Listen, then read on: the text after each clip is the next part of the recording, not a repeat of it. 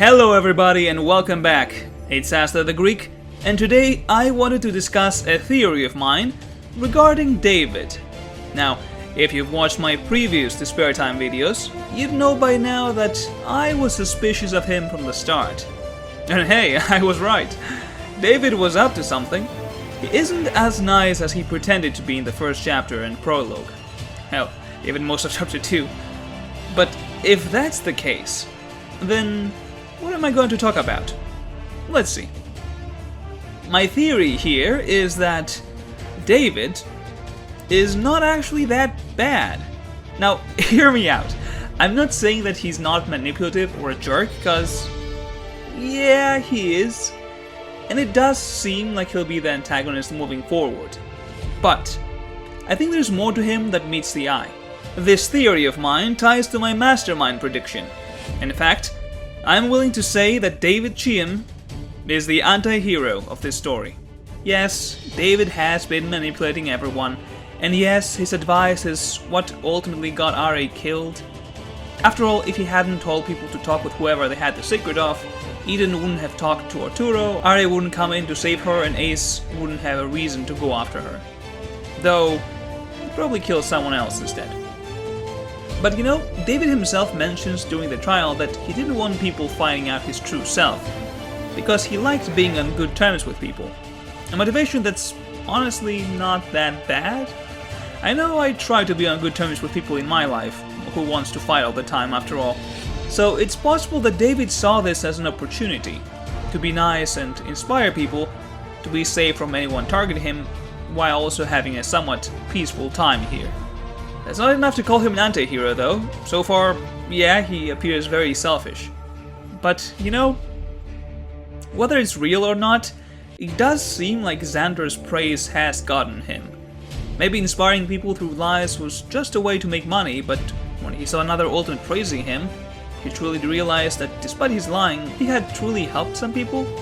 Him valuing Xander so much also ties in with my mastermind theory, since I believe that Terrico is the mastermind and that David lied about whose secret he received. After all, Monotipi does say that he's not sure if the secrets are placed correctly, so the possibility of David lying is real, especially since he doesn't want to out her right away. That could be dangerous to him. Xander did try to kill her and end up dead after all. Keeping his mouth shut and trying to find a way to kill her would be smarter. Terrico also mentioned that it seemed like Xander was following someone else's order. Someone told him to kill her. David's newfound respect for him could be from that, Xander risking his life to end the killing game by killing Terrico, and this is why I think he did what he did. Once David's secret is revealed, David starts acting as suspicious as he can, to get people into thinking that he killed Ari. But why? Sure, one can say that since his true self has been revealed on national television, for everyone to see, he's going to lose his talent and all his clients and even friends. So it's safe to say that his life is ruined. And him trying to make people get their trial wrong is a way to go down with the ship. You know, if he's going down, he's dragging everyone down with him. But what if the intent here was to get Terrico specifically? David does question the class's morality. Will he sacrifice the lives of the people in the killing game for the greater good? This is where the anti-hero comes in, and how I think David is going to move forward in future chapters. He's got nothing left, but instead of wallowing in self-pity, he gets inspired by what Xander saw in him. He knows who the enemy is, and he knows what he must do in order to end this charade. Even if he must kill everyone here to get to Terrico, he knows she's the real problem here. And that's what classifies him as the anti-hero of Spare Time. The fact he's willing to do immoral stuff in order to achieve a relatively good cause in most people's POV. In my theory, of course. I could be wrong. What solidifies this theory for me, though, is David's flashback to his chat with Ari. Prior to her death, Ari opened up to the gang a bit too much, ending up into a crying mess. And yet, David was the one to give her hope, to tell her that she can change for the better, that her life doesn't need to be this way anymore. Very kind, wholesome, and inspiring words. So when Ari found out his secret, she was curious to learn the truth, to learn if David was also a manipulative asshole. Ari found comfort in that idea that good people weren't a thing. Even if she accepted that fact, she didn't seem to lose hope in getting better regardless, in making friends with Eden and even David himself. Well, where are you going with this, Astra? If David is so manipulative and evil and all that, why didn't he say anything back?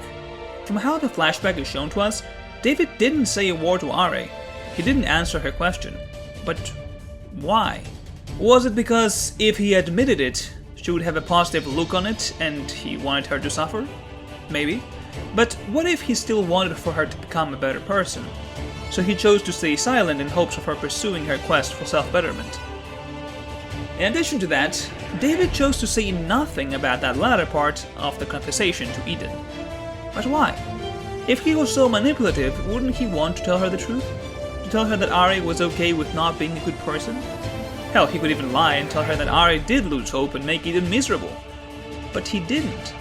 He stayed quiet. He said nothing happened. He chose to lie and in turn protect Eden from what really happened. This doesn't seem like behavior an inherently evil person would have. And this is why I think David is the anti-hero of the spare time. But that will be all for today. What did you think of this theory? Do you think David has good intentions? Or do you think he's just a typical evil antagonist? Let me know in the comments below, but until next time, take care and I'll see you next time. Bye bye.